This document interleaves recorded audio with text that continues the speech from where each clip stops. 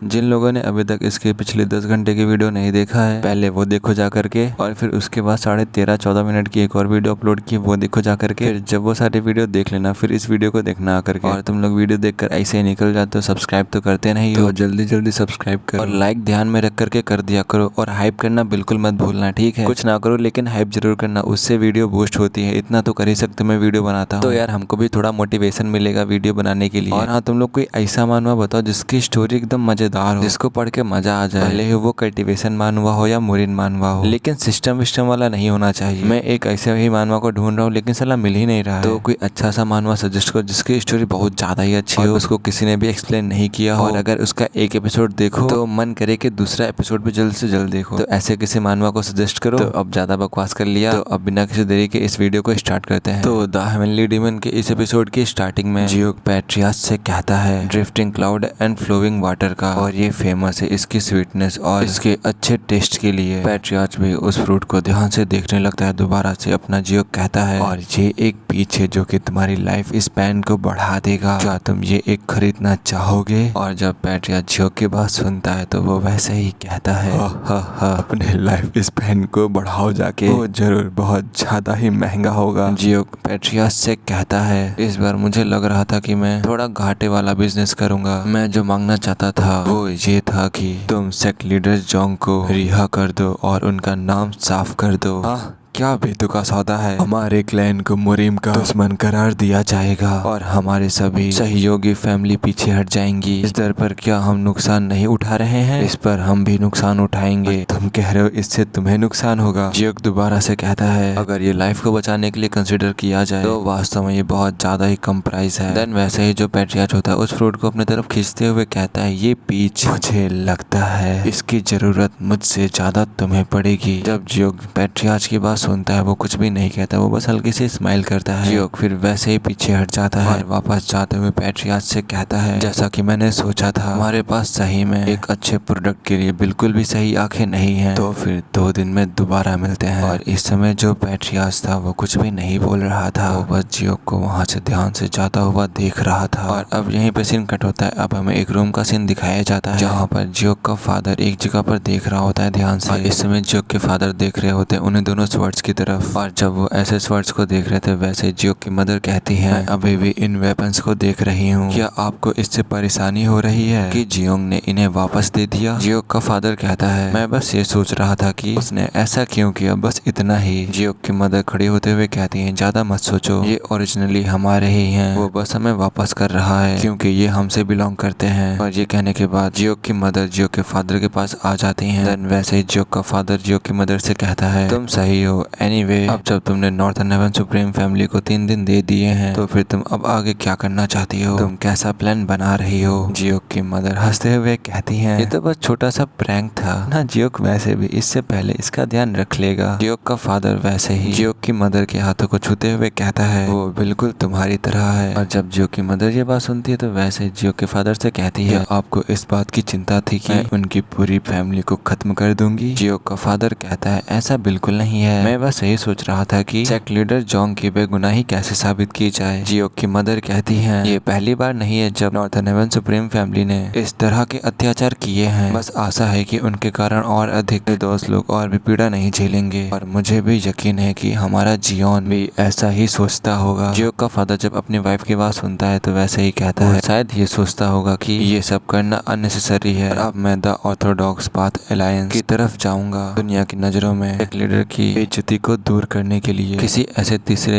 को शामिल करना मददगार होगा जिसका कोई अपना स्वार्थ ना हो। ये सुनकर जियोक की मदर भी स्माइल करती हैं, और स्माइल करने के बाद अपने हस्बैंड के और भी ज्यादा पास आते हुए कहती हैं, यह बिल्कुल आपकी तरह है। और अब इसी के साथ यहीं पे सीन कट होता है। अब हमें ली एंड जैंग्स के वहाँ का सीन दिखाया जाता है। और इस समय उनके घर के अंदर जो अपने जियोक और चेरियन थे वो दोनों ही उनके घर के अंदर पहुंच चुके थे। देन वैसे ही चेरियन जियोक से कहती है, वैसे हम लोग अभी के लिए अंदर आ गए हैं, और देखने से ऐसा लगता है कि उन्होंने सिर्फ उन्होंने सिर्फ लाशें इकट्ठा की और बाकी सब कुछ बिना छुए छोड़ दिया। उन लोगों ने शुरू से ही जांच करने का इरादा नहीं किया है। जियोक चेरियन से कहता है बस कुछ दिनों के लिए पहुंच को अवरुद्ध कर रहे हैं, फिर सब कुछ जला देंगे या जैसे ऐसे उसका निपटारा करेंगे। खैर मैंने ये श्योर कर लिया है गार्ड आराम कर रहे हैं, तो चलिए अपना समय ले और चारों ओर देखें। मैंने उसके बेटे को उसके अपराधों का प्रायश्चित करने का उचित मौका दिया। नियम अनुसार जैसे की उम्मीद थी उसने मना कर दिया। चेरियन जियोक से कहती है thank you. Then thank you कहने के बाद चेरियन जियोक को ध्यान से देखते हुए अपने मन में कहती है लिग्यून ने बस सुना कि मैंने कल रात क्या कहा और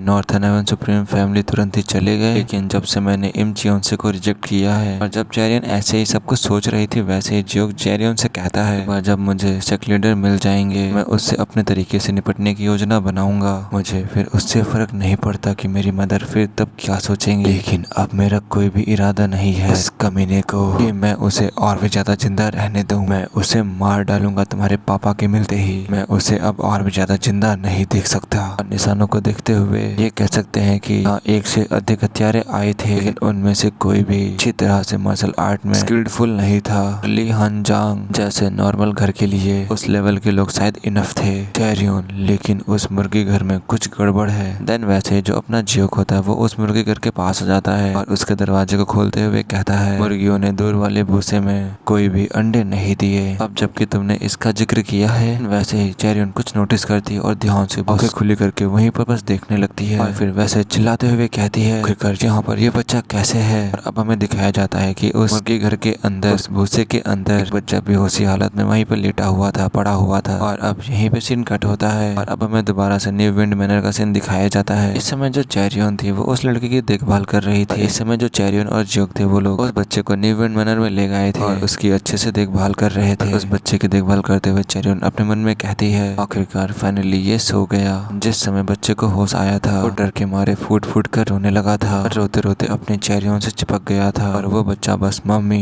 मम्मी चिल्ला रहा था। दोबारा से चेरियन अपने मन में कहती है उस बच्चे के अकॉर्डिंग 2 दिन पहले किसी ने ली हानजांग के ऊपर अटैक किया था। उस टाइम पर वो जो बच्चा था वो बस फूट फूट कर रो रहा था और चेरियन को सब कुछ बता रहा था। और अब हमें 2 दिन पहले दोबारा से ली हानजांग प्लेस को दिखाया जाता है। किसी ने उस बच्चे को मुर्गी हाउस में छुपा दिया था और उस बच्चे से कह रहा था चाहे कुछ भी क्यों ना हो जाए तुम बिल्कुल भी बाहर मत निकलना और तुम अपनी आंखों को बहुत जोरों से बंद करे रखना, बिल्कुल भी उन्हें ओपन मत करना और बिल्कुल भी जरा सा मूव मत करना। मम्मी 3 दिन में तुम्हें यहाँ पर लेने के लिए आएंगी। और जब वो अपने बच्चे को छुपा करके उससे ये सारी बातें कह रही थी वैसे कुछ चिल्लाते हुए कहता है यहाँ पर भी कोई है, सारे कॉर्नर्स को सर्च कर डालो, कोई भी नहीं मिलना चाहिए, सबको मार डालो। और जब उसकी मदर उस बच्चे की मदर ये बात सुनती तो वैसे कहती ओह नहीं, ऐसे ही चलता रहा, वो लोग इस साइड को भी ढूंढने के लिए आएंगे। और उस समय जो बच्चे की मदर थी उसने जानबूझकर सभी गार्ड्स का अटेंशन अपनी ओर खींचा था।